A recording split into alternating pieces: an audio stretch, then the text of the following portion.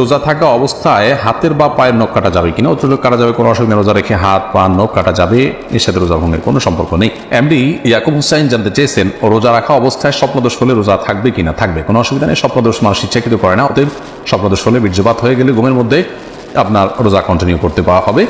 স্বপ্নদোষের কারণে বীর্যপাত হলে সে কারণে আপনি গোসল করবেন, গোসল ফরজ হবে আপনার, কিন্তু রোজা ভাঙবে না।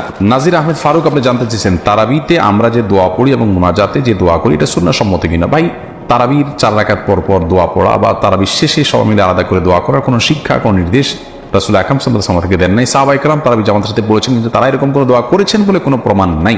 আর শরীরে কোনো কিছুর প্রমাণ না থাকলে ইবাদতের মধ্যে কোনো ইবাদতের মূল স্ট্রাকচার বা পদ্ধতির মধ্যে কোনো কিছু হাদিসে না থাকলে সেটাকে আমরা ইবাদতের অংশ হিসাবে যুক্ত করা, এটা সঠিক কাজ নয়।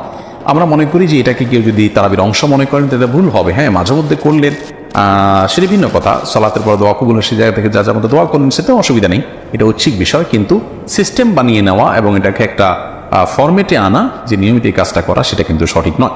শিরিন আপনি জানতে চেয়েছেন, অসুস্থতার কারণে তারাবি যদি 20 রাকাত না পড়তে পারে তাহলে কত রাকাত পড়া উচিত? তারাবি 20 রাকাত না পড়তে পারলে যতটুকু তৌফিক হলো ততটুকু পড়বেন।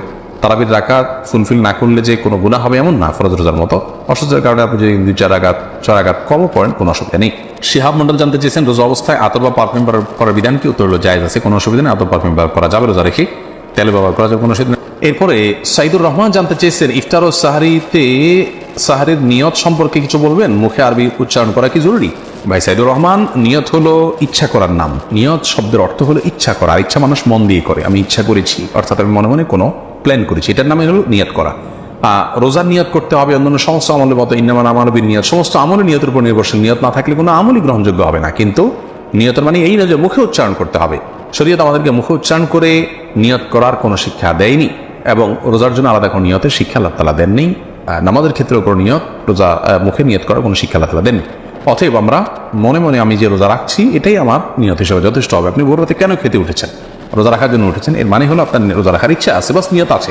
আলাদা করে সেটাকে মুখে উচ্চারণ করা আর কোনো নির্দেশ আমাদেরকে দেয়নি, কোনো প্রয়োজন নেই। এটাকে জরুরি মনে করলে একটা দোয়া বানাই নিচ্ছি আমরা, নাওয়াইতু আন আসুমা গাদান ইত্যাদি, এরকম দোয়া বানিয়ে নিলে সেটি বরং বিদআতে পর্যবেসিত হতে পারে, যদি সেটাকে আমরা সুন্নাহ মনে করি বা রোজার জন্য গুরুত্বপূর্ণ বা জরুরি মনে করি। সারজুর রিমা এই আইডি থেকে আপনি জানতে চেয়েছেন, রোজা রেখে ঠোঁটে পেট্রোলিয়াম জেলি ব্যবহার করা যাবে কিনা? ঠোঁটে যদি খুব বেশি ফেটে যায়, খুব বেশি বিরক্তির কারণ হয়, তাহলে হালকা করে দিতে পারেন। কিন্তু আপনার একান্ত যদি ঠোঁট না ফাটে বা খুব বেশি কষ্ট না হয়, তাহলে পেট্রোলিয়াম জেলি ঠোঁটের ব্যবহার খুব বেশি করে করলে আপনার সেটি আমাদের চতুর্সাথে ভেতরে যাবে, সে আশঙ্কা আছে। এই জায়গা থেকে এটি করা অনুচিত এবং অনুত্তম এবং করা যাবে না। বখতিয়ার করিম আপনি জানতে চেয়েছেন, রোজা থাকা অবস্থায় ওযুর সময়